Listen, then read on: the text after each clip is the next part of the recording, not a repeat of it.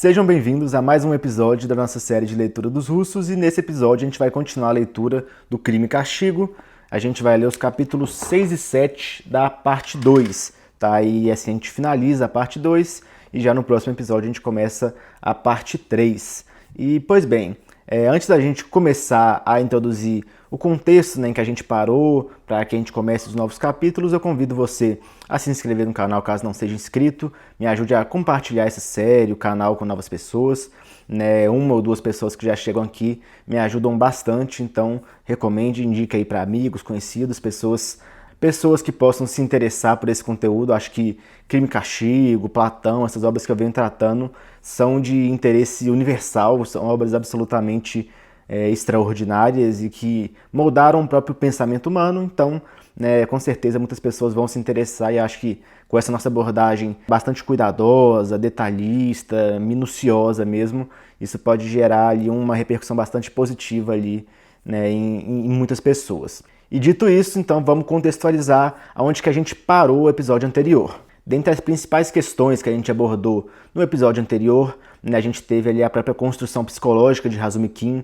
né, a questão que ele tem ali do perdão, né, a bondade que ele carrega no coração, né, o seu ideal bastante conforme o próprio evangelho, né, de não julgar ao próximo para que também não seja julgado. A gente trouxe todas essas questões morais que configuram a personagem extraordinária que é Razumikin, né, e o próprio modo com que ele consegue realmente adentrar a alma humana e analisar muito a fundo as sensações, os pensamentos e como que ele investiga o caso do assassinato, né, da velha usurária e da Elizaveta com muita precisão, simplesmente afastando incoerências psicológicas, né, como que os principais suspeitos ali, que eram os pintores, não faziam sentido na realidade que fossem eles os assassinos, né, dada a própria ação que eles realizaram no momento do assassinato, que eles saíram brincando ali, rindo pelo prédio, que isso não era condizente com a psicologia de um assassino, né? Ele critica ali, por exemplo, a questão da incapacidade do verdadeiro assassino, que deixou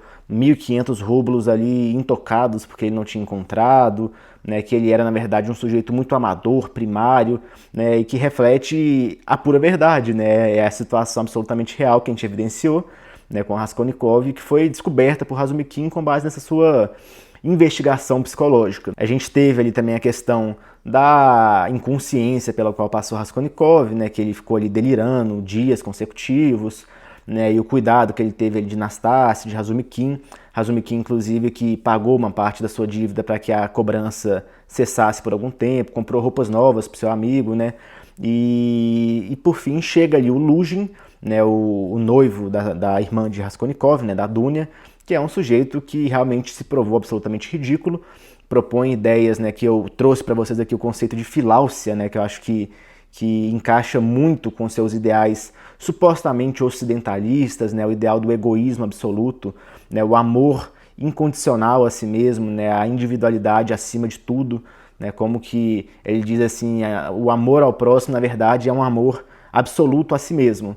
Né? Você tem que se amar acima de tudo e antes de tudo, porque desse modo é que você realiza realmente um bem maior. É uma ideologia nefasta, ridícula que ele propõe, que é muito criticada por Razumikin, que propõe realmente um ideal muito mais guiado por uma compaixão, por uma união, por um auxílio mútuo, pela caridade desinteressada, então critica bastante, né, esse Luzhin. E toda vez que se fala do assassinato, né, de Alena Ivanovna, da Elizaveta, o Raskolnikov parece que acorda, né, ele que ficava ali deitado olhando para a parede, totalmente alheio a tudo. Quando se fala, né, do assassinato, ele já começa a defender alguma tese, ele já se posiciona, ele já dá um grito, alguma coisa. Então, assim, isso já vai gerando uma certa curiosidade nas pessoas ao redor, né?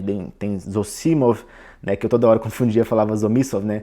Então Zosimov, o Razumikin principalmente, eles analisam essa agitação de Raskolnikov toda vez que se comenta do crime, né? E ele acaba entrando numa briga ali, num embate com o Luzhin, né, realmente criticando esse sujeito, falando que essas ideias individualistas que ele propõe, se elas fossem levadas ao extremo, elas justificariam um assassinato, e que é o próprio caso de Raskolnikov, né, que é o homem-ideia, né, ele é um sujeito que é guiado pela ideologia, que age conforme um pressuposto lógico, em tese, uma construção possivelmente racional, por assim dizer, né, é uma ideologia que ele edifica para realizar os seus atos criminosos, e ele disse que aquela ideia individualista do Lugin, na verdade, poderia ser utilizado como essa justificativa. Isso gera um certo horror em todos, né? Falam, não, mas tudo tem limites, né? Um assassinato, um homicídio não é justificado. Enfim, começa uma discussão, Raskolnikov, né, levanta a questão de que o Lugin, ele comentou, né, com a mãe de Raskolnikov, com a sua irmã, que ele queria uma esposa pobre para poder, né, se utilizar dela, para ser realmente esse sujeito que seria adorado, né, como um salvador, né, da sua esposa, coisa do tipo. Né, Raskolnikov critica esse posicionamento, Lugin fica muito ofendido, vai embora, tem toda uma briga, e aí Raskolnikov expulsa todo mundo. Né, então é diante dessa expulsão e da solidão em que ele se encontrou que termina o capítulo, e agora de fato a gente começa os novos capítulos, né, os capítulos 6 e 7. O que acontece? O capítulo 6, ele se decide a sair, né, do seu cubículo e realizar algum ato, uma coisa muito específica que está na cabeça. Isso já aconteceu várias vezes, né? Quando, por exemplo, Raskolnikov decide que ele ia se encontrar com Razumikin, quando ele ia cometer o assassinato, ele sai muito convicto, né? Aquele andar meio cambaleando pelas ruas, com rumo incerto e tudo mais, que a gente vê logo na primeira página do Crime e Castigo, né? Isso se afasta e ele é tomado de uma convicção. Mas é engraçado que às vezes ele se esquece dessa convicção, né? Ele se pega pensando assim, o que eu estava querendo mesmo? Tinha alguma coisa muito importante que eu ia fazer, mas eu esqueci.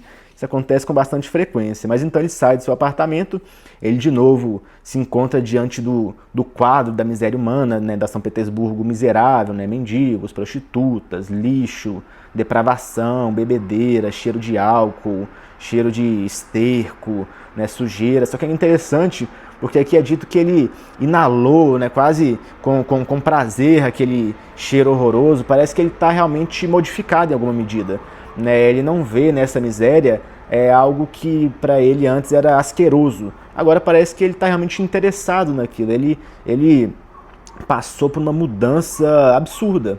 Parece que as roupas novas, né, que Razumikin trouxe para ele se vestiu, fizeram com que ele todo se renovasse. Claro que não é a roupa que fez ele se renovar, mas assim, ele parece bastante transformado. Ele começa a conversar com as pessoas na rua, né? Ele vê, por exemplo, um grupo ali tocando uma música na rua, que nem a gente encontra até hoje por aí, né? O pessoal performando na rua. Ele vê aquilo, acha interessante, dá um dinheiro. É até interessante quando eles recebem um dinheiro, eles vão embora correndo, vão para outro lugar para receber dinheiro em outro canto qualquer. Ele puxa a conversa com uma pessoa da rua, né? Falando sobre essa questão da música de rua, que é interessante. A pessoa até acha estranho, né? Um sujeito pálido, esquisito, todo mal vestido, puxando assunto ali, deu dinheiro pro pessoal, né? Eu não sabe nem como responder direito e vai embora ali meio desconfiado. É uma situação um tanto esquisita, e é verdade que a figura de Raskolnikov tá muito esquisita, né? Ainda não foi, né, renascido de fato. É um sujeito que tá ali basicamente só o corpo, a alma foi embora, tá totalmente, né, inerte ali em trevas, escuridão e perdida, né, no seu caminho. A essência humana dele parece que se tornou muito mais animal, muito mais besta, por assim dizer, diante do mal que ele praticou, né? A gente se lembra que a questão da culpa é algo que o macula, né? A somatização da culpa que gerou aqueles delírios que ele ficou dias e dias delirando, né, mostra muito uma corrupção interna, né? Essa sujeira que ele tem espiritual. Né, a sensação da culpa o transforma, isso reflete no corpo, né? Então o estranhamento que todos têm da sua figura é muito evidente, ele realmente parece um louco.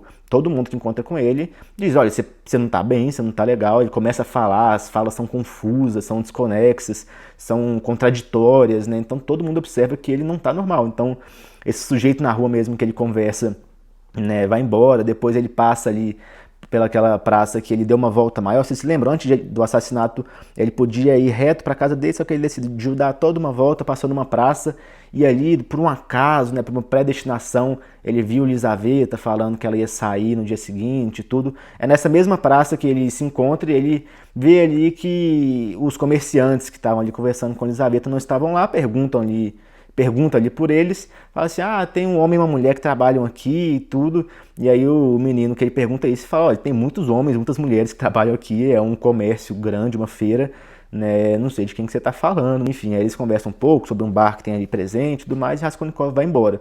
Mas ele está ali puxando assunto com todo mundo, ele tem essa vontade de socialização, ele tem essa vontade, né, de um impulso vital, por assim dizer, tem esse desejo de socialização que reflete um desejo de vida, né? Então é interessante, parece que a vida vai ganhando algumas cores, mesmo naquele claro obscuro, né, naquele preto e branco que ele encontra na cidade miserável, né, e vai colorindo um pouco aquilo à medida que a sua psicologia parece transformada. E aí vão sendo utilizados termos, né, que nos trazem isso, né? Então, por exemplo, diz aqui que os pensamentos dele eram repetidos com uma convicção e uma decisão desesperadas, imutáveis, né? Então ele estava firme em um propósito, né? A divisão que a gente sempre observou nesse personagem parece que foi sanada pelo menos temporariamente, né? A raiz do seu nome Haskell, que indica cisão, a gente já falou isso 1 milhão de vezes nessa série, né? Agora parece estar mais próxima do que seria do Razum, né? Do Razum Kim. Ele está realmente um pouco mais uno do que múltiplo, por assim dizer, né? Ele não está mais tão dividido, ele parece estar mais convicto. Isso é interessante, porque já mostra essa mutação na sua psicologia. Mas o ambiente ao seu redor, esse é o mesmo. É uma descrição que a gente encontra aqui na edição do Clube de Literatura Clássica, na página 190, ainda no início aqui do capítulo 6, a gente vê escrito: o ar continuava abafado, mas inspirou com avidez aquele ar fétido, poeirento, contaminado pela cidade. Né? Então, tá tudo sujo ali ainda, só que ele parece que ele aspira, né, com avidez, né? Ele parece estar até desejoso de sentir aquilo, como se tivesse alguma beleza. Né? E ele vai entrando ali por caminhos que ele diz que em momentos passados ele seguia, porque ele estava sentindo um nojo muito grande, ele queria se enojar ainda mais, ele queria aumentar aquele seu ódio, ele queria aumentar aquela sua raiva, aquela sua repulsa. Então ele ia andando pela cidade para ver mais miséria, para, né, realmente potencializar o desprezo que ele tinha por toda a situação, né, da vida, né, daquelas pessoas que ele considerava que fossem pulgas, por assim dizer, pessoas, né, insignificantes e até perniciosas, maldosas, né, eram pessoas contrárias ao próprio destino de um sujeito superior, por assim dizer. Então ele ia andando pela cidade, né, com esse seu ar de desprezo constante, e agora ele vai andando e nem percebe essas questões, né, mais absurdas. Né? Ele vê um bar ali que está uma confusão, bêbados gritando, ele pensa em entrar lá, né, ele se encontra ali com prostitutas, né, e aí tem uma prostituta um pouquinho mais bonitinha assim, e ela interage com ele, né, e ele responde, né, assim, quase que com uma cantada, né, interessante. A gente nunca viu uma coisa dessa no Raskolnikov, nem imaginaria, né, ele elogiando a moça de bonita, enfim, dá ali um dinheirinho para ela, coisa do tipo, e é interessante. Só que aí entra uma certa contraposição, porque chega uma outra mulher tomada ali pelas marcas ali da varíola, se eu não me engano. Sim, é da varíola, né? Ele fala aqui que era uma bexigosa, né, que indica essa questão da varíola, né, que andaria pelos 30 anos, toda coberta de nódoas negras, o lábio superior inchado. Né? Então, assim, ele vê essa mulher e nessa mulher ele chega a um certo pensamento. Né? O que ele pensa? Ele diz que um condenado à morte, 1 hora antes de morrer, dizia ou pensava que se lhe calhasse viver algures nas alturas, em cima de uma rocha, numa superfície tão estreita que daria só para pôr os pés, e em volta os abismos, o oceano, trevas eternas, solidão eterna, tempestade eterna, que mesmo isso, um palmo de espaço, toda a vida, 1000 anos, uma eternidade, seria melhor do que morrer na hora. Viver, viver, só viver, seja de que maneira for, mas viver, que grande verdade. Né? Então, assim, a questão desse embate, desse conflito entre uma vida miserável, dolorosa, cheia de tristezas, de desgraças, em contraposição à morte. Né? O que você prefere? Né? Essa vida miserável ou simplesmente morrer? Né? E isso sempre tende à vida. Né? Por mais que ele diz aqui que pode ser uma vida de 1000 anos, um pedacinho de pedra ali rodeado de mares e abismos, né? A pessoa vai querer viver nessa condição. Né, assim, a preservação da vida fala muito mais alto. Só que é interessante porque isso acaba levando a uma segunda discussão, que essa é uma decisão que Raskolnikov não deu às pessoas. Né? Ele não deu a opção de Aliona Ivanovna continuar em uma vida de miséria ou morrer. Ele simplesmente matou ela, e principalmente Lizaveta, né, que era uma pessoa bondosa, era uma pessoa que não era o desejo dele ter matado ela, né, na sua visão meio absurda de justiça. Ele não considerava que ela deveria ter sido morta, mas matou ela também, não deu essa opção. Né? Ela poderia viver ali sujeita àquela irmã maldosa e tudo, e ela provavelmente queria viver daquele jeito. Ela, né, não é que ela fosse feliz, mas ela era realizada em alguma medida nesse sentido, né, e ela queria perpetuar a sua vida, e ele não deu essa opção, matou ela.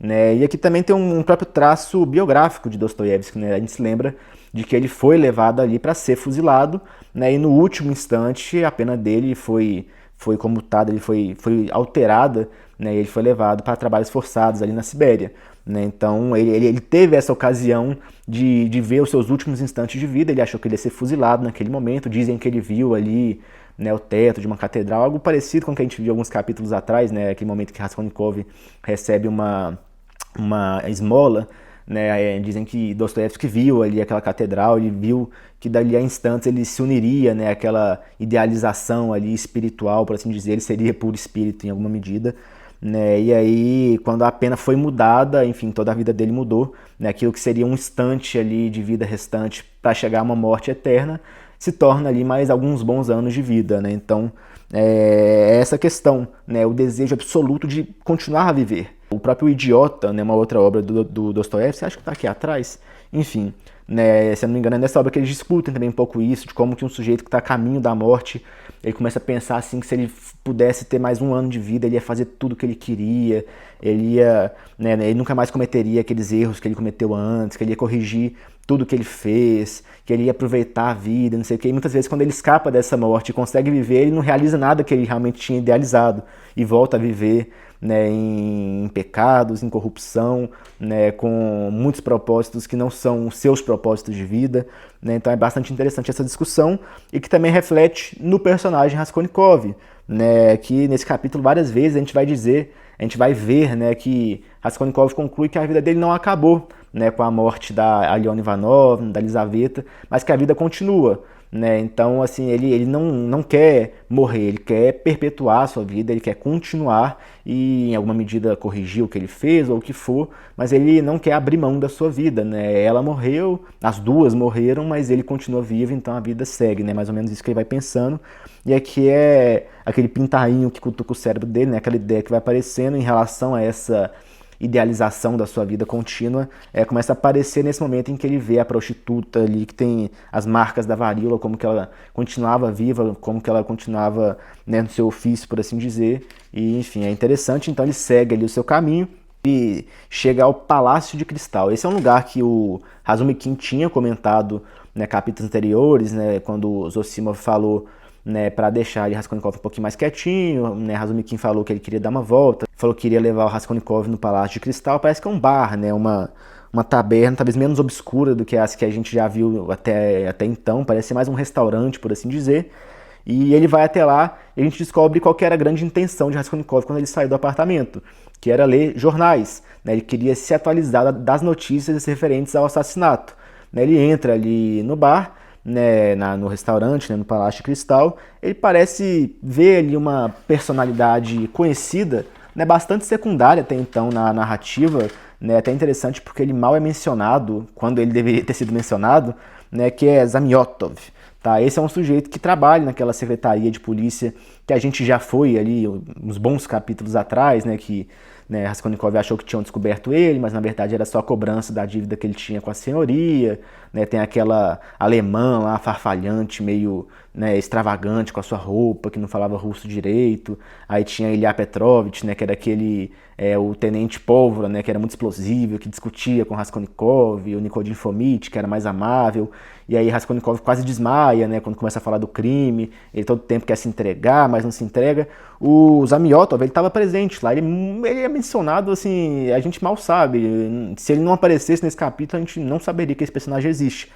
Mas então, esse Zamyotov, ele parece que é visto ali no restaurante, mas o Raskolnikov não dá muita importância e vai pegar ali os seus jornais, né, pede ali um chá para beber e começa a ler os jornais, né. Interessante como tem um certo fluxo da leitura dele, lendo os jornais, né. Ele começa a procurar alguma notícia que fala do assassinato, aí fica assim, Isler, Astecas, Isler, Bartola, Máximo, Astecas, Isler, que quer dizer ali provavelmente, né, os títulos que ele encontra ali das notícias, né, as imagens, por assim dizer. Então vai mostrando um pouco um fluxo de consciência dele lendo as notícias, né. Então eu acho interessante como isso é feito, não tem grande relevância, é só um detalhe estético mesmo, um pouco mais formal do que material, mas aí ele finalmente encontra, né, as notícias E aí, quando ele pega ali realmente para ler, chega esse Zamiotov, de fato ele estava lá, não foi uma impressão, né? E ele começa a conversar com Raskolnikov, né? Ele se apresenta, né? Ah, será possível você aqui, né? Oh, que grande coincidência, né? E assim, ele já tinha procurado Raskolnikov antes naqueles momentos de delírio, né? Do Raskolnikov, que ele ficou 3 dias imaginando coisas e tudo mais. E o Razumikin disse que fez amizade, né, com esse Zamiotov, né, nesse momento, inclusive, viraram amigos, estavam ali se encontrando eventualmente e tudo mais. E ele diz que esse Zamiotov, inclusive, procurou as meias, né, do Raskolnikov, aquelas meias sujas de sangue, que Raskolnikov estava muito cismado com aquilo, né, diz que durante o delírio toda hora ele perguntava: as meias, cadê minhas meias, pega minhas meias, e o Zamiotov, ele todo bem vestido, perfumado, é um sujeito mais elegante, mais pomposo, diz que ele com as luvinhas dele ali, as mãozinhas cheias de perfume, ficou lá fuçando o quarto sujo, né, todo desorganizado, e até achar as meias, e que quando Raskolnikov pegou, ele ficou lá agarrado dias com as meias. Enfim, foi esse mesmo personagem também, só pra vocês darem uma contextualizada quem é, porque como eu disse, é um personagem mais secundário. E aí eles começam a conversar um pouquinho, né, e o Zamiotov parece estar só puxando assunto mesmo, né, ah, você tá lendo aí os jornais e tudo mais, os jornais falam muito de incêndios, não sei o que são as notícias que estavam correndo na época. Aí o Raskolnikov parece ser tomado ali por uma ação muito doentia, um desejo mórbido, né? Ele quer, parece que, desafiar as pessoas, né? Ele quer provocar, fazer um gesto de ousadia, né? Confrontar as pessoas, por assim dizer. Ele não quer se ocultar, ele não é aquele criminoso que faz o seu crime e nunca mais aparece, não dá mais indício nenhum. Ele tem aquele declínio da razão e da vontade que a gente já falou 1000 vezes, né? Nos últimos capítulos, né? Ele de fato não é estratégico, ele não faz o que é racional, né? Então ele começa meio que a dar pistas, indícios ali pro Zamiotov, né? Ele começa a falar, né? Ah, né, suspeito, né? Eu tô aqui lendo notícia, eu tô lendo sobre o caso da velha, né? Aquela velha, vocês se lembram que quando vocês falaram dela, eu passei mal lá na secretaria da polícia, né? Poxa, que curioso, você não acha isso suspeito, né? E falando desse jeito. E aí Zamiotov começa a achar o Raskolnikov muito esquisito, né? Acho que você não tá bem, você tá doente, né? Tá tudo bem, você não quer ir pro médico, alguma coisa do tipo. E aí o Raskolnikov adota um tom meio confessional. E ele diz aqui: meu caro, informo. Não, melhor ainda, confesso. Não, também não. Presto-lhe o meu depoimento e o senhor submete-me a interrogatório. Né? Ou seja, ó, eu estou fazendo aqui uma confissão, na verdade aqui ele vai corrigindo e diz que um depoimento, né, e é colocar como no interrogatório que ele mesmo constrói. O Zamiotov não estava com qualquer interesse de fazer um interrogatório, coisa do tipo, né? Ele estava ali só puxando assunto mesmo, na vida social dele, né? E Raskolnikov falando, ó, não, ó, vamos falar desse crime aqui, eu tenho alguma coisa a dizer, né? Uma coisa importante, né? Então, assim, sem qualquer necessidade, né? Ele não foi levado àquilo, Zamiotov não estava interessado, né? É realmente um desejo mórbido, né? Ele vai dizendo que não é perguntado, né? Então ele parece querer se mostrar em alguma medida, ele quer desafiar os outros, ele quer que desconfiem dele, ele não quer se ocultar. E aí começa um clima muito esquisito, eles vão se encarando, o Zamiotov começa a estranhar aquilo tudo, né? Diz que eles ficam se encarando ali às vezes 1 minuto inteiro em silêncio, imagina um olhando para a cara do outro sem falar nada, né? E Raskolnikov vai tomando um tom meio malicioso, né? Meio irônico, por assim dizer, e muito enigmático, né? Então ele vai dizendo do assassinato com um sorrisinho no rosto, dando risada, fazendo brincadeira, né? Então é muito esquisito, ele vai dando gargalhadas até em alguma medida. E aí, durante esses momentos em que ele vai como que provocando o Zamiotov, né? Falando que ele deveria ser suspeito, que ele estava ali lendo aqueles crimes, que ele quase desmaiou, né? Quando falaram ali do assassinato e tudo mais, né? A gente sabe que na cabeça do Raskolnikov, né? É o que o narrador nos entrega aqui, que ele estava se lembrando, né, dos momentos do assassinato, em que ele estava ali do outro lado da porta, segurando o machado, né, com a porta trancada ali só naquele ferrolhozinho, né, não estava na chave de fato, né, e que estavam ali os 2 homens tentando ali abrir a porta, quase arrombando, e que Raskolnikov estava do outro lado ali com um desejo de gritar, de se manifestar para mandar eles irem embora dali, ou seja, esse impulso nervoso, esquisito, maníaco, meio obsessivo, algo muito louco, né, de querer se entregar, de querer, né, realmente prejudicar toda a questão racional do seu ato, de, né, não agir da maneira correta como um criminoso deveria fazer realmente para se esquivar ali, para se escusar da responsabilidade. Parece que estava procurando realmente Isso, então quando ele estava ali segurando o machado, querendo gritar para as pessoas, né, vão embora daqui, queria até zombar delas, que é uma reação psicológica muito extraordinária, isso parece estar refletido como num espelho mesmo nessa conduta agora, né, em que ele vai se entregando aos poucos, né, para esse sujeito da polícia, né, o Zamyotov. E aí o Raskolnikov ele acaba mudando um pouco sua compleição física, né, ele se abate um pouco, fica um pouco tristonho, né, aquele seu estado de ânimo agitado, rindo, gargalhando, provocando o Zamyotov, né, aquilo se altera, ele fica um pouco abatido, ficou ali alguns tempos em silêncio, e aí o Zamyotov ele comenta do caso de, né, sujeitos que estavam falsificando moeda, né, era um grupo grande de pessoas que se organizaram para fazer todo esse processo de falsificação, para depois levar o dinheiro para o banco e tudo mais. E aí o Zamyotov disse, né, desse caso, de como que ele ficaria muito nervoso de realizar aquilo, né, de como, né, no momento de levar ali o dinheiro para o banco, trocar aquele valor, né, ele não conseguiria agir de maneira natural. E aí o Raskolnikov, ele de novo volta para aquela sua ação estranhíssima, né, aquele seu afetamento psicológico muito específico, muito individual desse sujeito, né? E aí ele diz que não, aquilo ali é tranquilo, uma coisinha boba, trocar um dinheiro ali que eles falsificaram, né? Que aquilo ali é guiando-se pela racionalidade, controlando os seus impulsos, aquilo ali era muito tranquilo, né? E aí ele diz do modo como ele agiria é muito interessante, né? Ele diz assim, fazia a coisa de outra maneira, trocava assim as obrigações, contava o primeiro milhar 4 vezes com muito cuidado, examinava nota a nota. Depois passava para o segundo milhar. Começava a contar, ia até o meio e parava para examinar uma nota de 50. Vê-la contra a luz, de um lado, do outro. Não será falsa? Tenho medo, diria, pois uma parente minha ainda há pouco tempo ficou prejudicada desta maneira em 25 rublos. Depois contava uma história, e quando começasse a contar o terceiro milhar... Não, com licença, parece que me enganei no segundo milhar. Na 7ª centena, fiquei com dúvidas. E deixava de contar o terceiro milhar e voltava para o segundo. E fazia a mesma coisa nos 5 milhares. Né? Então ele ia ali com muita tranquilidade. Nossa, será que essa nota aqui é verdadeira? Joga na luz.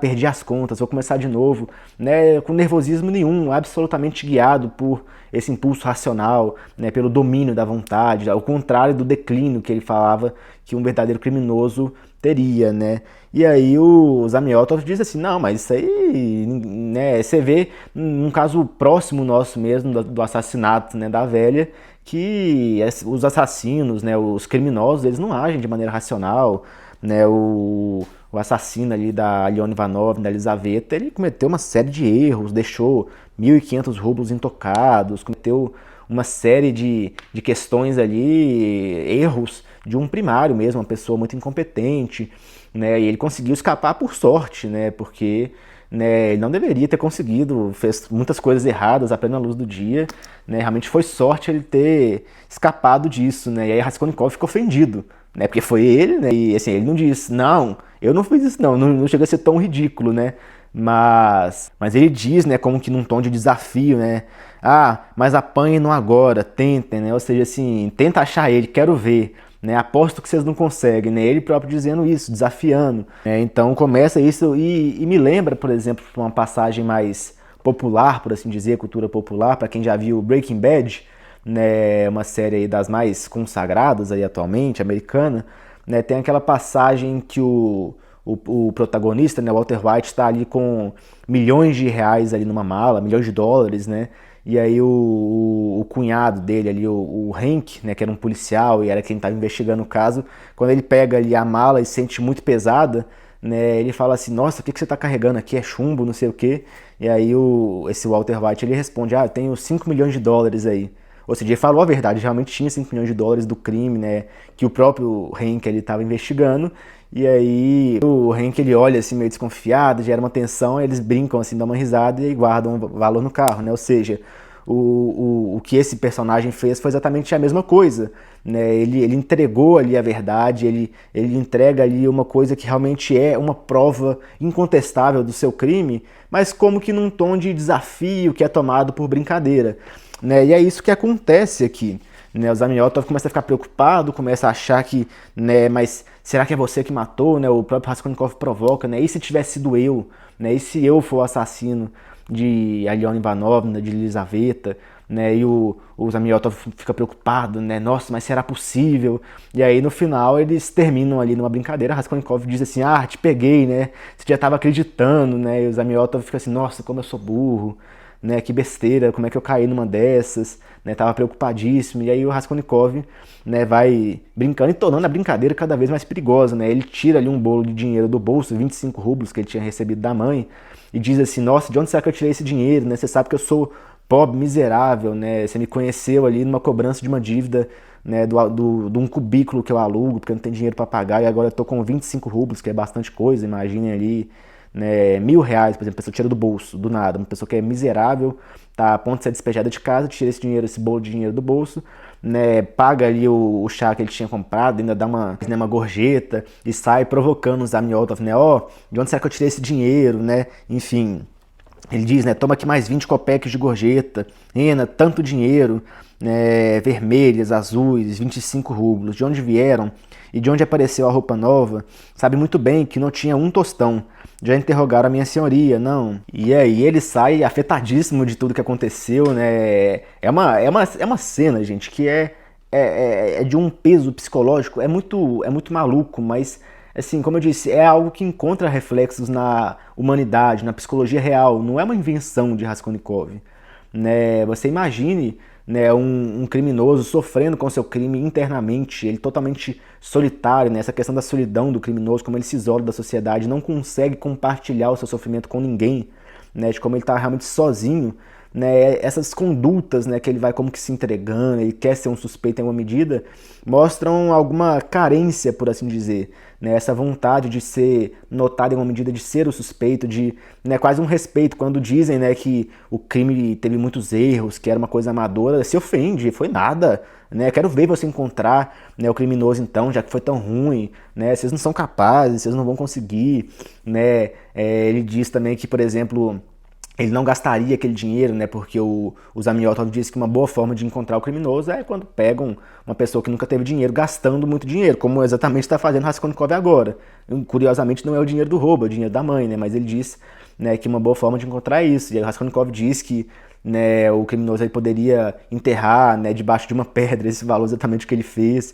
Enfim, então assim, é algo que encontra um fundamento psicológico muito único, né? E a questão, né, da recepção interna, né, meditativa, por assim dizer, dos personagens do Dostoiévski, né, é o maior mérito desse homem, né, desse sujeito que fica encarando a gente aqui durante esses vídeos, Dostoiévski, né, inclusive acho que eu nunca mostrei para vocês, né, a bibliografia que eu uso aqui como biografia do Dostoiévski, que são essas obras aqui do Joseph Frank, que também tem nessa edição, que é um volume único, tá? Esse aqui são 5 volumes, aqui a gente tem só 4, mas são 5 volumes. Mas enfim, né, esse Dostoiévski aqui olhando pra gente é um sujeito, é um psicólogo de uma qualidade extraordinária, é absolutamente fantástico, e o mérito desse capítulo aqui, nesse diálogo, é muito fantástico, é muito legal, né, esse reflexo, por exemplo, em Breaking Bad, né, com a cena ali dos milhões de dólares na mala, né, mostra também de como há uma universalização, né, na conduta do sujeito criminoso. Então, muito legal mesmo. E aí, saindo, né, do Palácio de Cristal, ele dá de cara com o Razumikin. E aí, Razumikin, sempre preocupado com ele, cuidando de seu amigo, né, com um gesto de caridade, de bondade puras e desinteressadas, né, ele já se preocupa com o Raskolnikov, xinga ele: o que você está fazendo aqui? Passei a cidade toda te procurando, você sumiu. E aí o Raskolnikov, ele adota a conduta mais sádica possível, ele despreza a bondade. Né? Ele diz que ele não quer aquilo. Ele diz: e se eu gostasse muito de morrer? Não vês que não quer a tua caridade? Né? Ele diz que ele está fazendo uma maldade, um egoísmo, né? Me ajudando, sendo que eu não quero ser ajudado. Sai de perto de mim, né? Me esquece, não quero te ver nunca mais. Né? Você está me incomodando, né? Você está ajudando as pessoas, você está atrapalhando, elas não querem sua ajuda.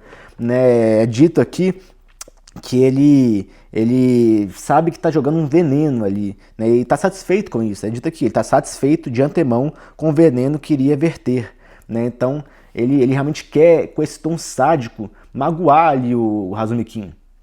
né, e quer falar que detesta aquilo que ele está fazendo, né, que aquela bondade ele está fazendo por si mesmo, ele não quer ajudar os outros, ele quer se sentir melhor porque está ajudando os outros, né, algo de um sadismo hediondo, ridículo, né, dá uma raiva extraordinária de Raskolnikov aqui, né, desprezando a ajuda de um sujeito bondoso que a todo momento corre atrás dele, realmente querendo fazer um bem, realmente querendo salvar daquela sua condição miserável, e ele despreza. Né? Então é o veneno que ele joga ali. Então Razumikin se revolta, né, com essa ingratidão, mas ele ainda insiste, né, convida Raskolnikov para uma festa que ele vai fazer. Aquela festa que a gente falou, né, que ele ia celebrar a sua mudança, que ele ia morar com o tio ali próximo de Raskolnikov, né, então ele fala, vai lá aparecer e tal, para você conversar um pouco, né, quem sabe você não consegue superar um pouco isso, agora volta para casa, né, e Raskolnikov diz que não vai de jeito nenhum, Razumikin aposta que ele vai, e Raskolnikov, não vou, né, enfim, vai embora ali batendo os pés com raiva e satisfeito, né, daquela maldade que ele impetrou, que ele realizou contra um sujeito que só estava se preocupando com ele. Né, então é bastante curioso, e aí ele vai embora, né, e ele se detém ali na sua caminhada, numa situação em que ele encontra uma mulher que para ali do lado dele, uma situação um pouco enigmática, um pouco estranha, e ela se joga da ponte, né, numa tentativa de se matar. Né, e aí é uma condição curiosa, porque Raskolnikov ele parece um pouco indiferente àquilo, a moça se joga ali do lado dele, todo mundo se apavora, né, meu Deus, né, ah, mas quem que é aquela? Ah, eu conheço, eu não sei quem, ah, ela já tentou suicídio antes, aí chega uma mulher, né, assim, ai, que desgraça essa vida, né, coitada, não sei o que, tudo, e aí chega ali um policial, consegue salvar a moça, leva ela ali para a margem do rio, e enfim, ela não morre, ela consegue sobreviver, e isso leva para Raskolnikov algumas perguntas, né? Ele faz ali como que uma cogitação a respeito do suicídio. Né? Ele diz, pois é uma saída, pelo menos acabo com tudo, porque assim o desejo. Mas será realmente a saída? Ou seja, se ele se suicidar, está resolvido. Né? Mas a morte, em tese, acaba com esse seu sofrimento em vida. Né? Mas será que é assim que ele deve agir? Né? E aí ele vai pensando, ele quer se entregar talvez, ele pode reencontrar o Zamiotov que ele acabou de conversar, o Ilya Petrov, Nikodin Fomitch, Porfiri, né, que a gente ainda não foi bem introduzido, mas vai ser muito importante, né, porque é o investigador desse caso, então ele pode ir lá se entregar, assim ele também resolve. Né? Então ele começa a trazer essas conjecturas de como resolver o seu problema, né? E o suicídio passa pela cabeça dele, é colocado como uma opção para resolver o seu problema.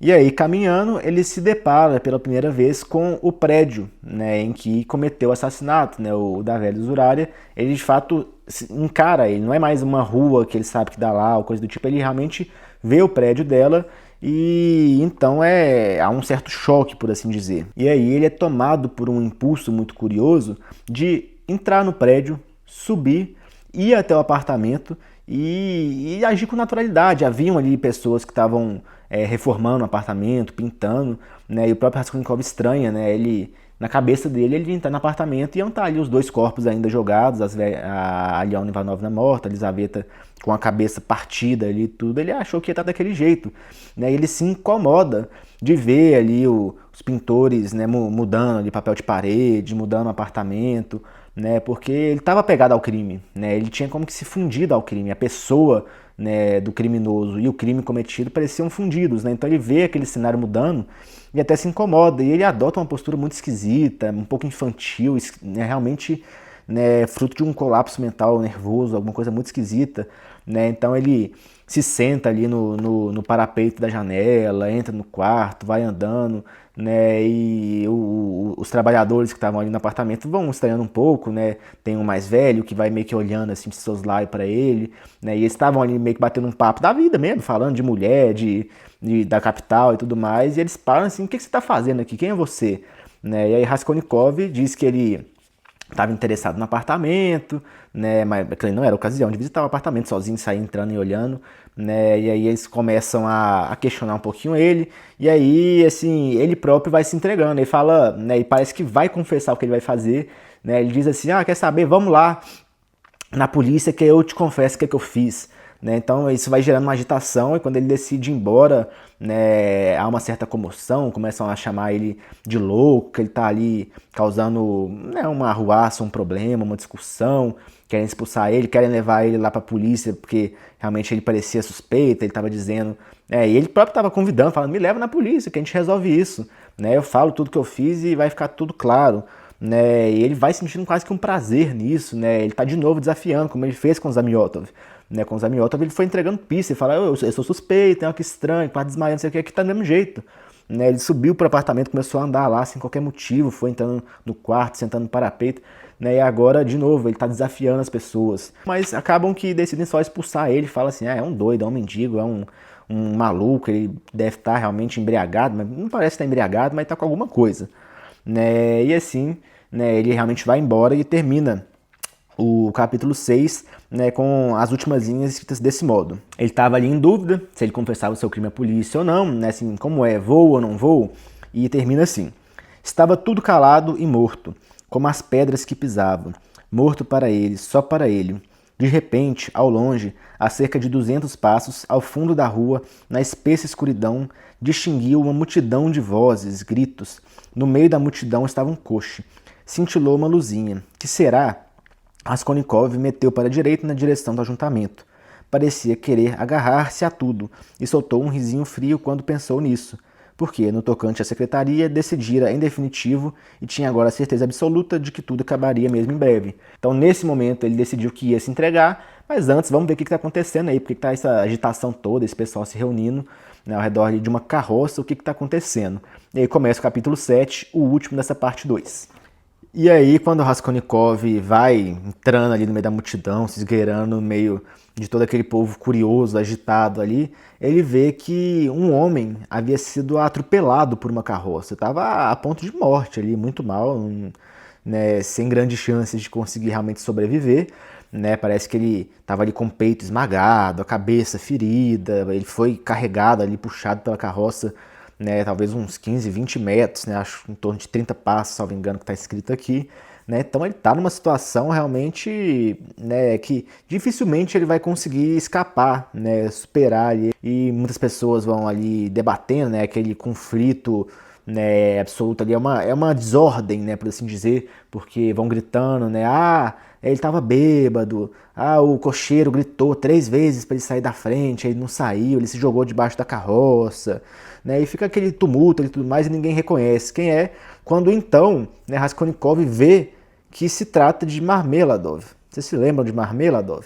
Né, o pai da Sônia, prostituta, né, aquele sujeito do segundo capítulo, um capítulo ali que é uma digressão maior, algumas pessoas não gostam tanto, mas eu sinceramente acho um capítulo fantástico, extraordinário, né, que mostra ali a grande tragédia da sua vida, né, é um sujeito que incorpora, né, o derrotismo, é um sujeito que larga o seu trabalho e larga a sua família passando fome para beber, gasta o dinheiro da filha ali que teve que vender a sua própria virgindade, né, que vendeu isso para conseguir trazer comida, né, para a esposa do Marmeladov, né, que era tuberculosa, né, tísica, estava muito magra, também ia morrer, né, os filhos pequenos, né, 3 filhinhos pequenininhos, crianças ainda, muito novinhos, ele deviam ter entre 3, 4, 5 anos, né, que estavam também passando fome. Então a Sônia, a prostituta, vende a sua virgindade, né, se prostitui para ajudar essas pessoas e mesmo assim Marmeladov vai lá pedir dinheiro para ela para ficar bebendo, e ela dá todo o dinheiro que ela tem. Enfim, aquela história trágica, horrível, é a encarnação da tragédia, né, é o homem-ideia, no sentido da ideia trágica.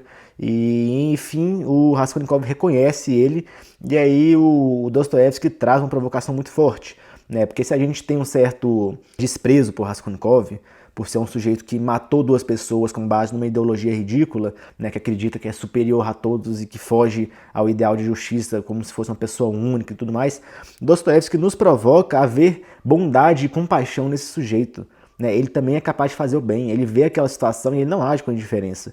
Né, ele se desespera e fala, gente, eu conheço, aqui é Marmeladov, ele mora em tal lugar, sou amigo dele, né, chama um médico, vamos levar para casa da família dele que eles vão ajudar, né, a gente tem que levar para lá, eu dou dinheiro, eu pago, quem pode me ajudar aqui, né, dar dinheiro para uma pessoa ali, vamos resolver isso aqui. E aí, né, os policiais, a multidão se ajuntam e levam ali ele para sua casa, devia estar voltando para casa, possivelmente, inclusive, né, estava ali bastante perto, conseguem levar ele para a casa ali em que ele morava, que a gente lembra que é um caminho para outros quartos, ele não é nem um fim em si mesmo, é um meio para outras pessoas, né, um quarto obscuro, esquisito, né, muito miserável, sempre escuro, iluminado com um toquinho de vela, né, que muitas pessoas passavam porque iam para os quartos seguintes, né, então não tinha privacidade. Enfim, levam o Marmeladov até lá, né, Raskolnikov coordenando aquilo, segura aqui o pé dele, vamos lá, eu vou pagar quem me ajudar, eu tenho dinheiro aqui para isso, vamos ajudar ele, a gente tem que salvar ele, chama um médico, um desespero danado, né? Então Raskolnikov coordena todo esse movimento numa tentativa de salvação daquele homem, né? Ele quer de fato ajudar, ele se compadece daquele sujeito que é a própria miséria humana, né? A própria tragédia, então ele diante daquilo sofre, né? E quer ajudar. Né? Ele toma uma atitude muito bondosa e desinteressada, minha gente. Ele não está fazendo isso para ser reconhecido. Né, remete muito aos próprios evangelhos, a questão do sermão da montanha, né, que a sua direita não saiba o que faz a sua esquerda, né, a questão da caridade sem que toquem trombetas para anunciar o seu ato de caridade, aquelas pessoas que vão dar dinheiro para um mendigo e tem que filmar e postar no Instagram, né, não, ele está ali realmente por uma paixão, por um amor, né, ao próximo, ele quer ajudar aquele homem, ele está disposto a dar todo o seu dinheiro ali para tentar ajudar aquela pessoa, porque conhece o homem, sabe, né, a miséria em que se encontra a família, toda a tristeza, né, a própria figura da Sônia, da prostituta, é o exemplo ali da pureza que ele vê ali no sentido do coração, do espírito, né, na medida em que, né, os cobradores de impostos e as prostitutas vão ser os primeiros a entrar nos reinos de Deus, né, então ele vê nela muito essa pureza, esse amor, e por isso, né, diante do sofrimento do homem, ele acaba ajudando muito. Então levam até o apartamento da Katerina Ivanovna, né, ela está lá na mesma situação que a gente encontrou antes, uma mulher pálida, magra, à beira da morte, sempre muito presa ao seu passado de nobreza, né, falando com a filha ali, tinha uma filha menor que cuidava dos outros irmãozinhos um pouquinho mais novos, né, então ela tirava a roupa deles, dava ali um banho, limpava eles, botava eles para dormir, né, e enfim, falando ali com a menina de como que o Marmeladov acabou com a vida dele, de como ela era muito rica, de como ela tinha, né, ela ia ter sucesso, como que um homem, né, no nobre ofereceu ela em casamento, mas ela não quis, casou com outro, e como que ela tinha um grande futuro, que aquilo tinha dado errado, né, enfim, e conversando ali com a filha, falando dessa questão que ela sempre falava, esse seu ideal de nobreza, e eis que entra a multidão ali carregando um homem morto, semi-morto, por assim dizer, tá vivo ainda, mas à beira da morte, né? Raskolnikov guiando, coloca ele aqui em cima da mesa, não sei o quê, e ela sem entender nada, quando vê, é o marido, né? E aí Raskolnikov vai conversar com ela, tentando acalmar, não, assim, né? Não, se acalma, a gente vai ajudar, vai dar tudo certo, eles vão trazer um médico, né? Imaginando que ela ia ter um ataque histérico, ia gritar, desmaiar, e ele se surpreende, porque ela age de uma maneira muito objetiva. Ela vai lá, desabotou ali a camisa dele, dá água, né, enfim, procura entender ali os ferimentos que ele teve e tudo mais. Ela age de uma maneira bastante comedida, bastante racional, bem milimétrica, por assim dizer, né, os cuidados que ela dá ali ao marido, apesar de todo o ódio que ela tinha ali, de como ele tinha destruído a vida dela, de como ele era um alcoólatra, né, como que ele era uma pessoa que realmente prejudicou e largou toda a família por conta do seu vício, ela não deixa de agir, né, com um modo de realmente tentar salvar ali o seu marido. É bastante interessante, né, como que os personagens não são, né, unilaterais, eles não são ali de uma dimensão apenas, mas tem várias, né, a complexidade é algo muito presente em cada personagem de Dostoiévski, por mais que eles tragam ali muitas vezes uma ideologia que os representa, né, a tragédia, o niilismo, o tradicionalismo, o cristão e tudo mais, assim, eles têm muitas complexidades, eles têm muitas camadas, isso é muito interessante, não é, né, preto no branco, como eu disse, é algo que tem, né, ele é trabalhado com bastante rigor, com bastante, uma maneira muito apurada, muito refinada, por assim dizer. Então ela acaba atuando desse modo, né, há ali ainda todo um conflito. E aí a Katerina já vê que não tem muita solução, né, diante daquela balbúrdia toda, ela grita assim, né, deixem-no a menos morrer em paz, né, isso não é nenhum espetáculo, porque o pessoal estava muito agitado, muitas pessoas num apartamentozinho se espremendo ali na entrada, nas escadas, né, então ela fica estressada com aquilo, porque vê que o marido vai morrer e ela quer uma morte um pouco mais digna, né, mais respeitosa. E aí ela envia a filha, né, a Polly provavelmente era um apelido de Polina ou algo do tipo. E aí envia essa filha mais nova para encontrar, né, a Sônia, né, a filha prostituta, que era filha do Marmeladov, com outra mulher, tá? Não era filha da Katerina, mas enfim, ocorre todo esse espetáculo, até que aparece a senhoria, né, a moça a quem, né, sempre intervia ali nas brigas do casal, ameaçava despejar eles, né, e aí ela era, né, ela queria se impor, né, eu sou a dona daqui, que bagunça é essa e tudo mais, e a questão é que a Katerina, muito honrada, né, que não queria se submeter a nenhum tipo de autoridade, coisa do tipo, quando via, né, essa moça vindo humilhar ela humilhava a mulher 10 vezes mais. né? Ela diz que não vai ficar puxando o saco dela como fazia o Lebeziatnikov. Vocês lembram do Lebeziatnikov, aquele sujeito que é companheiro do Luzhin, né, que espancou a Katerina Ivanovna porque considerava que, né, a bondade não condizia com a economia política, né, enfim, morava ali também. E aí a Katerina diz que ela não vai ficar puxando saco como esse sujeito, né, que é um bajulador desprezível, né, e que ela não vai submeter aquilo porque ela é uma mulher muito nobre, que o marido dela tinha muitas pessoas que se importavam com ele, que o ajudavam, né? Olha só que fantástica essa passagem que mostra totalmente quem é Katerina Ivanovna, né? Sobra até pro Raskolnikov, que seria um sujeito inteligente, que tá ali ajudando eles e que tem muitos recursos. Tem porra nenhuma, né? Mas vamos ver como que ela diz aqui. Deixem-no a menos morrer em paz, senão pode crer que amanhã mesmo o próprio governador-geral será informado da sua conduta. O governador deve estar se importando muito com a situação deles, eu imagino, né? O príncipe conheceu-me ainda eu era solteira e lembra-se muito bem de Semyon Zakharovich, que é o Marmeladov, a quem tem ajudado muitas vezes. Toda a gente sabe que o Semyon Zakharovich tinha muitos amigos e protetores, a quem ele próprio virou costas por orgulho nobre, consciente da sua fraqueza lamentável, mas agora, e aí ela aponta para o Raskolnikov, ajuda-nos este jovem senhor magnânimo que tem muitos conhecimentos e recursos, e que Semyon Zakharovich conhece desde criança, conhecia no bar ali o homem completamente bêbado, né, conhece desde criança e pode ter certeza Amalia Ludvogna, né, que é o nome da senhoria ali, da dona do imóvel que alugava, detestava ser chamado desse modo, né, se irritava quando era chamada assim, e ela no meio desse discurso acaba se interrompendo, começa a tossir porque ela tinha tuberculose. Ela não conseguia nem sequer manter seu discurso, ela queria defender a sua nobreza, mas acaba, né, sendo impedida pela própria questão fisiológica, pela sua própria saúde, que mostra que não há nobreza nenhuma, que não há riqueza nenhuma, que eles estão sim completamente afundados, e ela afundada na doença, inclusive.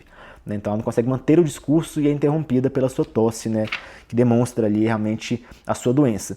Então, quando acorda ali, realmente começa a conseguir conjecturar qualquer coisa, né, o Marmeladov chama o seguinte, ele simplesmente roga, ele pede um padre, né, devia estar com uma voz meio rouca, assim, sem conseguir falar muito, né, e Katerina Ivanovna lamenta-se, né, ô vida desgraçada, e aí Marmeladov repete, um padre, né, ou seja, ele quer se confessar, ele vai morrer, ele sabe que vai morrer, né, então, primeira coisa que ele pede de tudo que é possível é um padre para ele se confessar, para que sejam perdoados os pecados dele, né, para que ele possa comungar, né, receber ali o corpo de Cristo, a Eucaristia, e desse modo ele ter a oportunidade de fato, né, conhecer o reino dos céus, ter o perdão dos seus pecados, né, e se redimir, né, pela oferta de Jesus Cristo na cruz, né, é realmente muito bonito, né, esse desejo primário, né, diante da morte, diante da eternidade, né, o que ele pensa é em Cristo, né, em Jesus, né, na qual o corpo de Cristo, né, após a confissão era simbolizado. Então,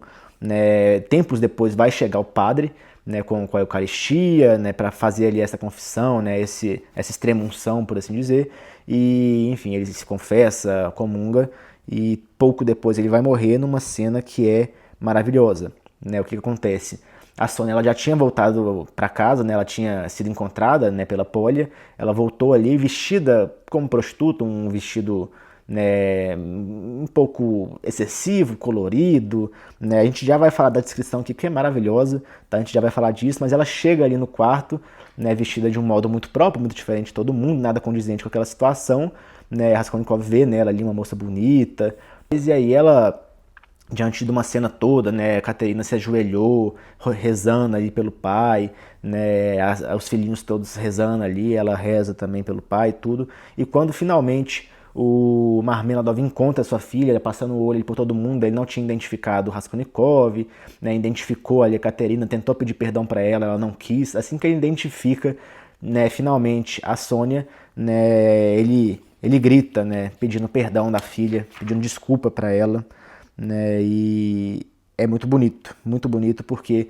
ele estica assim o braço, quer chegar até ela, ele se esforça muito para conseguir se mover, ele acaba caindo ali no chão, de cara no chão, e né, a Sônia corre até ele, abraça, chora, e nesse momento ele morre, né, ele morre pedindo perdão para sua filha, né, por tudo que aconteceu a ela, né, ela que vendeu a sua virgindade, a sua pureza, para tentar, de certa forma, redimir os erros do pai, para trazer o dinheiro para casa que ele era incapaz de trazer por conta do seu vício, por conta, né, dessa sua personificação da tragédia, né, do derrotismo. Então ela se vendeu para conseguir suprir uma família que ele não conseguiu. Ele pede perdão, roga pelo perdão da filha, né? Logicamente ela o perdoa, né? Ela é uma certa idealização dessa compaixão, desse amor simples e puro, né? Então ela abraça o pai, né? Eu entendo que ele está perdoado nessa conduta da filha e ele é levado, então, né? Sua alma sai do seu corpo, ele morre e assim acaba. E olha como que essa passagem é descrita aqui. De repente reconheceu-a ali quietinha, humilhada, abatida pela amargura, à espera, submissa, da sua vez de despedir-se do pai moribundo. Desenhou-se então no rosto de Marmeladov um sofrimento infinito. Sônia, filha, perdoa-me, gritou e quis estender-lhe a mão. Ao fazê-lo, perdeu o apoio e ruiu para o chão de bruços. Acudiram a levantá-lo, deitaram-no, mas já se finava. Sônia deu um grito fraco, correu para ele, abraçou-o e deixou-se ficar assim imóvel, morreu nas mãos dela. Pois é. E eu disse que eu ia comentar um pouco da caracterização dela, né, depois de toda essa cena, né, e vamos ver como que está, né, colocado aqui desse modo.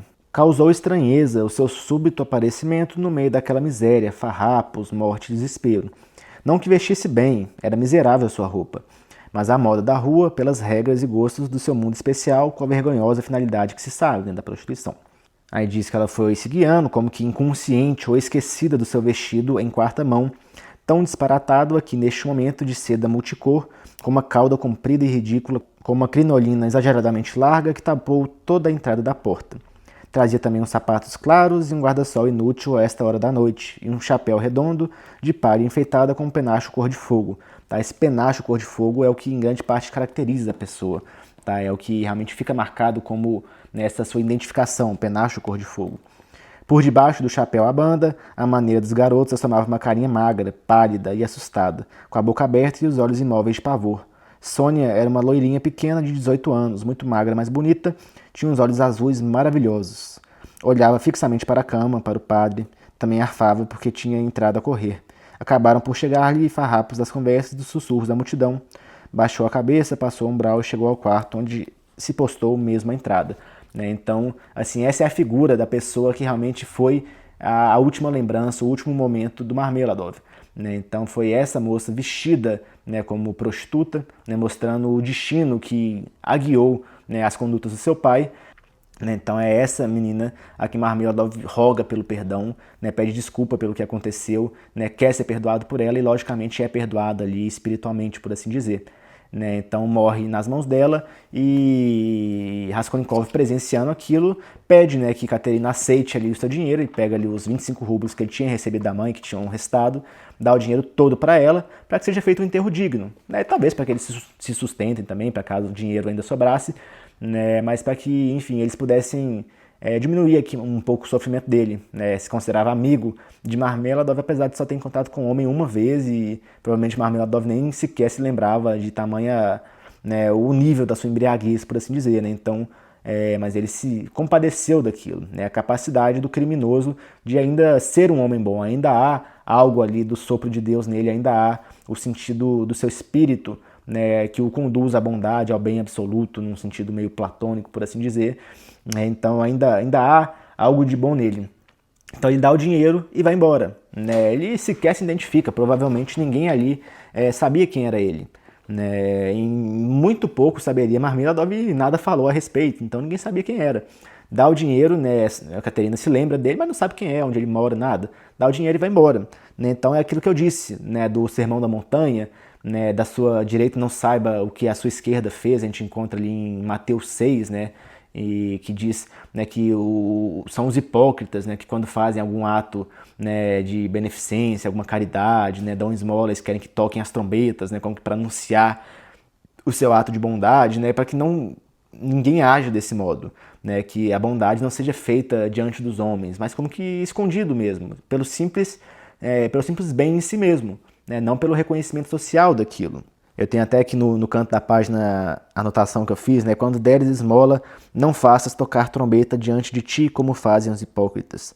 Mas quando deres esmola, não saiba a tua esquerda o que faz a tua direita, né? Mateus 6, exatamente como eu disse, né? Então, ele dá o dinheiro, vai embora, não quer ser reconhecido, ele quer só ajudar. E descendo as escadas, ele se encontra ali com Nicodim Fomitch, né? O sujeito que estava presente lá na delegacia, né? Na secretaria de polícia, né, e ele se reconhece ali rapidamente. Nicodim Fomitch fala que ele está sujo de sangue, né, literalmente, né, com o sangue ali do moço que morreu. Ele foi ali para averiguar o que estava acontecendo, e aí Raskolnikov ele transcende um pouco a materialidade do sangue ali e diz que sim, sujei-me, estou todo manchado de sangue.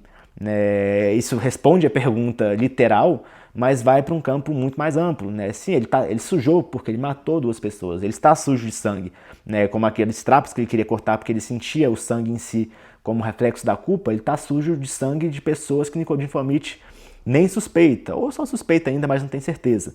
Né? Então, assim, ele sim está muito sujo de sangue, não só do sangue de Marmeladov, que ele agora, de certa forma, praticou como um bem, mas ele está sujo do sangue principalmente do mal que ele praticou antes.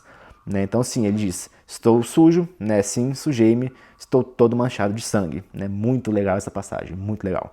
Então ele continua descendo as escadas, né? E desce ali uma das filhinhas, né, da Katerina Ivanovna, né, até feliz, né, assim, sabendo que o pai morreu. Né, a própria Katerina fala que não há mal nenhum ele ter morrido, que na verdade era uma bênção, porque o sujeito era só desgraça, era tudo de ruim, né? Então ele morrer na verdade era algo bom. O padre até se espanta, né? Porque diz que isso é um grande pecado, uma pessoa diante da morte e desejar a morte dessa pessoa, falar que é um bem, né? Isso é algo muito errado. E enfim, Katerina Ivanovna, na sua desgraça toda, ela se defende escarrando ali, tossindo, né, num lenço e mostrando ali pro padre. O padre fica ali cabisbaixo, sem ter muito o que responder diante daquela miséria toda. Mas enfim, a filhinha desce ali até feliz, vendo que houve uma pessoa que se importou com seu pai, houve um sujeito que agiu bem, que quis ajudar a família. Vendo aquele ato de bondade muito bonito, ela desce e tem um diálogo muito bonitinho, né, porque Raskolnikov se comunica muito bem com ela, né, como uma criança. Ele se comunica como uma criança, né, tratando ela em alguma medida com a dignidade de um adulto, mas ainda mantendo a infantilidade, né, usando diminutivos. Eu confesso que relendo essa cena eu quase chorei, tá? Achei muito bonitinho. Né, e ela pergunta o nome dele, onde que ele mora, ela quer agradecer ele. E ele disse, né, que depois eles vão se encontrar, ele se apresenta, né, sou Rodion, né, Rod é o apelido dele, do Raskolnikov. E é muito bonito, é muito bonito. E então ele pergunta para ela quem que enviou ela, quem que mandou ela descer ali para perguntar a ele. E ela disse que foi a Sônia, né? E a Raskolnikov diz, né, já sabia que tinha sido ela, né? Já sabia que era a Sônia que tinha mandado perguntar quem era ele, quem era aquele homem que tinha ajudado, né? Porque é Sônia que representa, né, o ideal da bondade, da caridade, né, da beneficência, do desejo desinteressado pelo bem, né, pelo bem-estar dos outros. É uma menina que vendeu a sua dignidade para ajudar outras pessoas, né? Então era evidente para ele que era Sônia quem tinha realmente mandado perguntar, né, e que queria agradecer a ele por esse seu ato e reconhecer, né, o seu gesto de bondade. Né? E ele perguntou, você gosta da Sônia? Ah, gosto muito. Ele perguntou se ela também gostava dele agora, ela disse que sim, e dá um beijinho ali no rosto dele, né? E aí comenta um pouquinho da vida, né, sobre rezar, né, comentam se ela reza. Ela disse que ela já reza em espírito, que os irmãozinhos dela estavam aprendendo a rezar ainda com a mãe, né? Então Raskolnikov pede para que reze por ele, né? Ele diz para que nas rezas ela peça ali pelo teu servo Rodion, né, a Deus, né? Então o servo de Deus Rodion, né, o que mostra extraordinariamente a beleza, né, dessa sua renovação diante de um ato de bondade. Né, ele totalmente corrompido, malicioso, esquisito, transtornado, né, totalmente mutilado por toda a sua conduta, por todas as suas ideias, quando pratica um ato, né, realmente guiado ao bem, né, guiado ao amor ao próximo, né, a absoluta concretização do evangelho, por assim dizer, é quando ele de fato se sente bem, que ele conversa com uma criança pura e pede para que ela reze por ele, diz que ele é o servo de Deus, né, o seu servo Rodion, e ele fica muito feliz com aquilo. Ele vai embora, diz que vai voltar lá no dia seguinte e sai muito leve, muito alegre, muito contente e decide, né, realmente ir para aquela festa do Razumikin.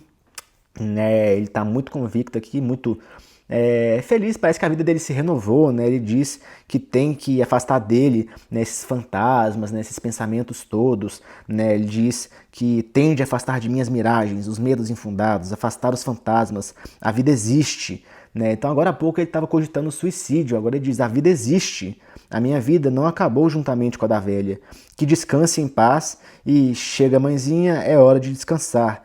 Agora o reinado é da razão e da luz, da liberdade, da força. Né? Então ele está livre, né? As luzes vêm até si. Né? A razão, né, o que representa a Razumikin agora parece estar, né, introjetado nele a partir desse seu ato de bondade. Né? Então ele vai para a casa do Razumikin, ele diz assim, tudo bem, ele vai vencer a aposta, eu falei que eu não ia, ele apostou que eu ia, eu vou mesmo, tudo bem, parabéns para ele.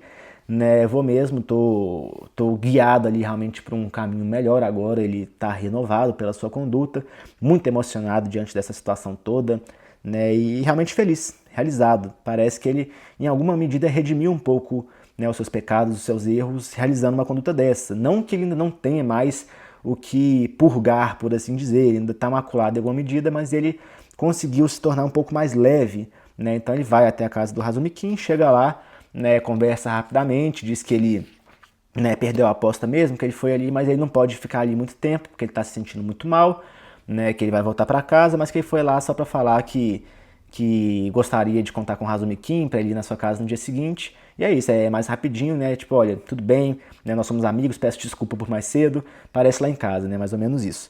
E aí ele decide ir embora, né? A Razumikin ainda prende ele um pouco mais de tempo, fala para ele ficar ali um pouquinho, descansar, mas que ele vai acompanhar ele até sua casa. Né? E Raskolnikov estranho, né? Você tá na sua festa aqui com seus amigos, não sei o quê, né? Você vai sair, me levar até minha casa, voltar, e Razumikin aceita, né? Porque é Razumikin. Logicamente ele aceitaria, ele, assim como o Sônia, representa essa pessoa que abre mão de si mesmo para ajudar o próximo. E ele sempre dá uma desculpa, né? Isso é engraçado. Da mesma forma que ele deu uma desculpa para, né, dar-lhe alguns trabalhos dele para o Raskolnikov, para que o Raskolnikov recebesse dinheiro e tudo mais. Ele disse que ele estava fazendo aquilo porque ele precisava de ajuda, e logicamente não era verdade. Aqui ele também disse que ele estava querendo mesmo sair um pouco da festa, respirar um ar livre ali mesmo, porque estava tendo muita discussão, ele estava irritado com o pessoal. E, logicamente, ele não iria sair. Ele vai sair para fazer companhia pro Raskolnikov, com medo do que pode acontecer com o amigo. E aí, enfim, quando eles saem, eles começam ali uma certa conversa. Razumikin está um pouco embriagado. O Raskolnikov diz aqui que isso é um pouco raro, né? O narrador, na verdade, diz isso. Ele normalmente não se embriagava, mas ele estava um pouco embriagado. E aí ele começa a falar um pouco, e aí ele dá com a língua nos dentes, como é dito aqui, né? Ele começa a falar que estão suspeitando ali de Raskolnikov com relação a essa questão do crime, né? O Zosimov acha que ele está ficando louco, né? Que ele está realmente, né, muito afetado por isso, né? Eles desconfiam, porque toda vez que se fala do crime, né, ele fica fraco, ele se agita, né, acham isso muito estranho, né, isso já vai tocando um pouco os próprios investigadores, né, o Zamiotov, né, que ficou muito perdido com aquela conversa toda que tiveram ali no Palácio de Cristal, aquela questão, né, que Raskolnikov disse que ele podia ser o assassino, e se fosse, né, de como que ele agiria diante dos crimes, né, mostrando que ele era suspeito, né, mostrando muito dinheiro na sua mão, sendo que ele não tinha, e isso era a principal forma de identificar os criminosos, não sei o quê.